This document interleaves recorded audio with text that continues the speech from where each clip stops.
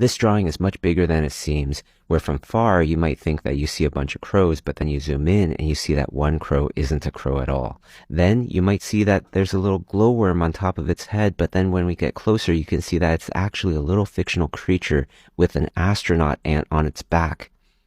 And if you look at the tiny, tiny little thing that the astronaut is holding, you can see that it's a little atom. But what's a tiny, tiny little atom to us might be bigger than the world to someone else. And if we zoom in to the electron in that atom, we can see that there's a whole other world inside that leads to an observatory, that leads to some amoebas looking out into the distance.